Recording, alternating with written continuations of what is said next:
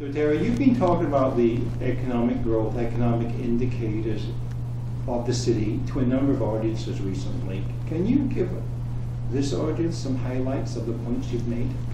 Sure. We ultimately approved our 2013 financial statements for the City of Red Deer tonight in open council. Was so pleased with that report. Ultimately what it indicates and the summary is that the city is in strong financial state. And identified particular areas that have been improved in the city over the years. One of them being our debt position, saying that right now our debt servicing is very manageable, but manageable in a way that we have long-term investment, particularly with respect to utility infrastructure. But that servicing doesn't put the organization or citizens at risk in the future.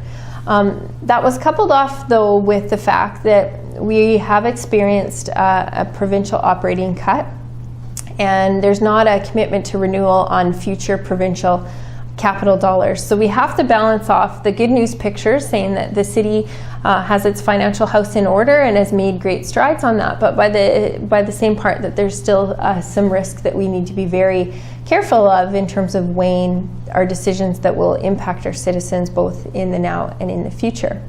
Having said that, though, when I've been giving my State of the City address, I've identified the budget themes in both our capital and operating budgets for 2014. And I've generally characterized our budget as a growth preparation budget. It's on the surface, it's a core service budget looking after our infrastructure, and a lot of the projects appear to be more core service type of infrastructure. But ultimately what it is a foundational capital budget that positions our city for the future. I think of areas such as Riverlands and some of the groundworks and burial of the power lines and some of the road access issues in the Northeast. All of those are projects that actually are demonstrating public sector confidence in the emerging potential of our local economy.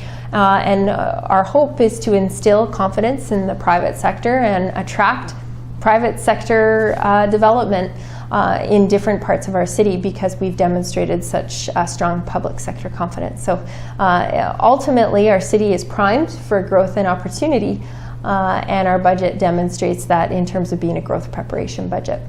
One last question then. Is that economic development diverse as opposed to the oil and gas sector, which clearly is very dominant? That seems to be a challenge that Red Deer faces. There is a bit of a challenge there.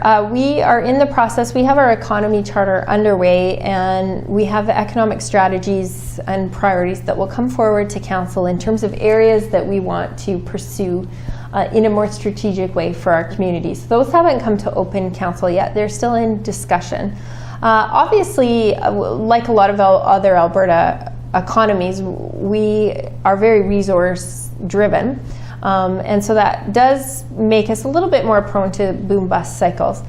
Having said that, though, Red Deer, I think, has diversified in terms of its offerings in a number of sectors. We have a strong health sector, a strong education sector, and starting to see an emergence of other sectors as well. But because of our geographic location, I think when the economic strategies come forward, it will ultimately be recommendations, my sense is that would capitalize upon that geographic position and in turn have the net consequence or outcome of diversifying our economy.